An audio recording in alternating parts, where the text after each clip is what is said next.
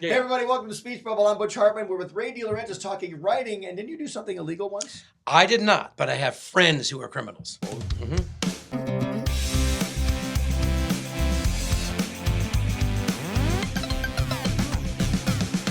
So the writing process for younger people who are trying to get into that. Now, how do you? Because everyone asks me all the time, and I try to answer as many people as I can. But how do you get from where you are to Hollywood to be a writer? Can you explain that very simply? I'll try. Is there a simple way? Okay, the answer is this. This business is unique in that there is no path. Exactly. Okay, you can't go to graduate school and then you're it. Right. Yeah. Okay, but I think there are some keys, and I would be happy to come back on at some point if you want to talk about creative process, because it's a whole different discussion, and it's how you put yourself in the right state of mind to never be tired out, to never be burned out, and to always be excited about what you do. Talk a little bit about that right now. Okay, well, creative process You're is not coming back. I understand. You know what? No way you're I'm going coming to say back. smart. I'm going to say smart. Okay, creative process is an That's interesting vodka in thing. your cup, by the way. So much of creative process, of writing and about being creative is state of mind, okay? And these, you have to look at what you want to do. You have to come to the place where it's done.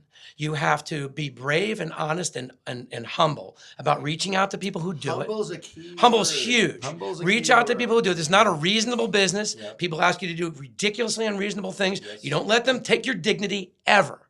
You don't let them abuse you ever. And be nice to people. And you just got to be open and nice, and you have to do this improv thing, which is you yes and everything. You say, yes, I'll do that, and I'll find a way to do it even better. But I think there's a basic structure for the right state of mind. It is confidence, and all you need to do is look at anything you've ever done that you didn't think you could do. Anything. And you make a list of those things. Intensity, but never on you. Young writers put all the intensity back on themselves and they blow their own brains up. I can't do this, I'm frozen. You put it on the process. It's not you, it's a thing you're doing, okay? And that's how I look at it, let the guy throw the script over my head. Because it wasn't me, okay? Fun.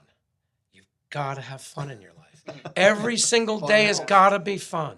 You've got to have joy. If you lose your joy, you can't do anything. You got to bring fun to things. You got to bring energy to things. Autonomy. Okay, you don't think about what you're going to get from something, ever. Older people do that.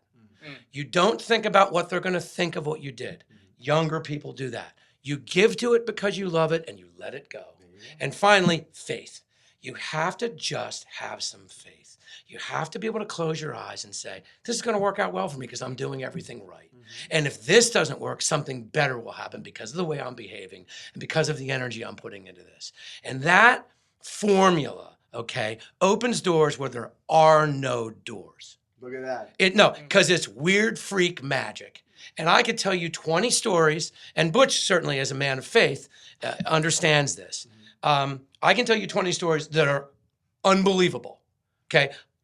10 seconds, I pitched a show years ago, goofy show, based on a coconut, where a guy said to me, and this is the quote, "You can make this coconut funny." That's what he said. And he gave me 8 hours to make the coconut funny in Starbucks, okay? Right. And we went and pitched a show to Betsy McGowan, who ran Warner Brothers. No comedies on that channel. Right. I sat in my car and I went, no one's going to buy this show. There's no comedies on this channel. I did that. I went through that process, but I refused to go in until I honestly had the faith in it.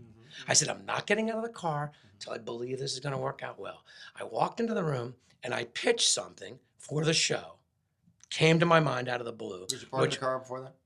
No, I let the car roll in the traffic. But I was able to buy a new car because they paid me to do the show. I got it. But I pitched something in there, and she said to me, "Let's do this," and it went all the way to a series.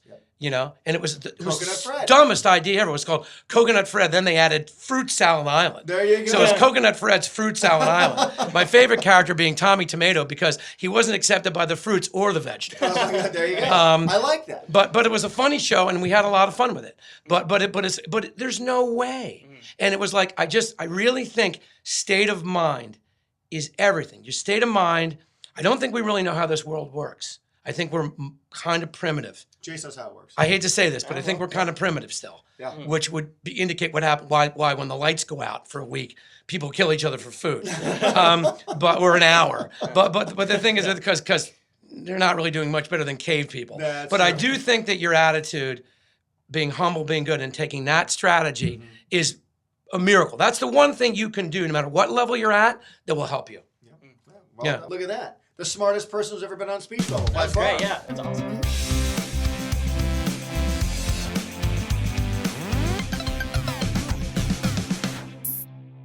exposed.